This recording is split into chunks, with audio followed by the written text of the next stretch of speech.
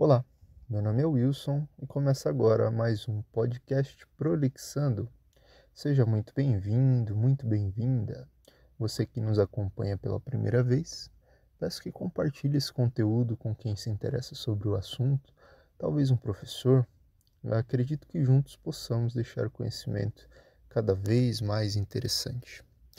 Bom, nosso assunto tem sido sobre matemática. Estamos começando do começo.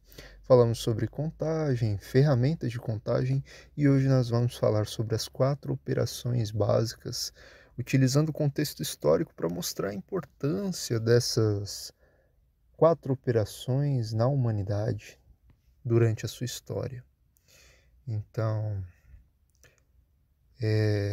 as 4 primeiras operações, elas remontam às civilizações mais antigas, quando as sociedades começaram a lidar com a contagem, a medição, o comércio. A adição e a subtração surgiram naturalmente a partir dessa necessidade de contar e controlar os recursos, como alimentos, animais.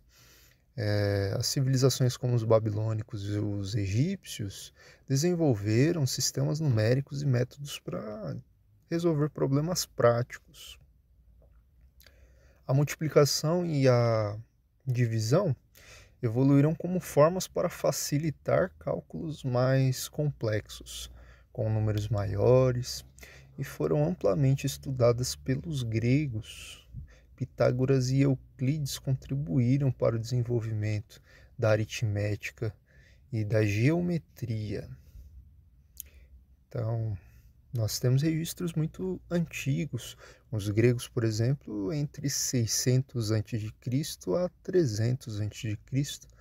A matemática ela começou a se formalizar como ciência nessa época. O Pitágoras e sua escola, enquanto Euclides, em sua obra chamada Os Elementos, cerca de 300 anos antes de Cristo, estabeleceu a geometria e sistematizou as operações aritméticas. Ele demonstrou como as 4 operações básicas poderiam ser aplicadas de forma lógica. Na Índia, por volta de 500 anos depois de Cristo, os matemáticos começaram a explorar conceitos algébricos e introduziram o uso do zero, o que revolucionou a matemática e permitiu a simplificação de cálculos complexos.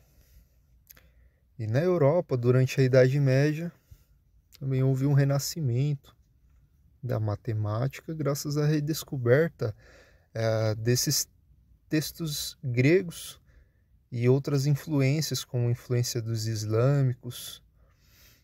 Em 1202, o matemático italiano Leonardo de Pisa publicou o Liber Abaci, que introduziu o sistema numérico indo-arábico e os métodos algébricos na Europa. Então era um conteúdo que já havia sido escrito, mas foi perdido ao longo da história e recuperado.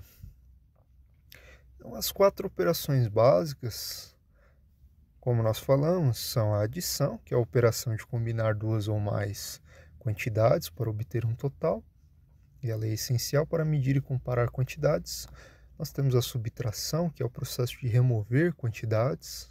Subtração ajuda a entender o quanto algo diminui ou o quanto sobra, né?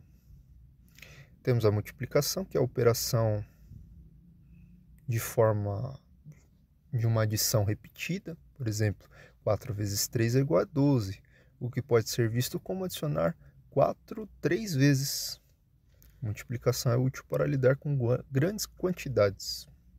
Temos a divisão também, que é o processo de repartir, e nos ajuda a entender frações, resolver problemas que envolvem parte de um todo. Essas operações, elas são aplicadas em quase todos os aspectos da vida, desde calcular o orçamento a medir ingredientes de uma receita que você faz na sua cozinha, até resolver problemas científicos e realizar análise de dados, por exemplo. A compreensão e a aplicação eficaz dessas operações são essenciais para a resolução de problemas e para o avanço da tecnologia e da ciência. Bom, esse foi o nosso assunto de hoje. Agradeço você pela sua companhia. Deixa aí o seu joinha para ajudar a gente no nosso conteúdo, para que seja cada vez mais divulgado. Muito obrigado. Tchau, tchau.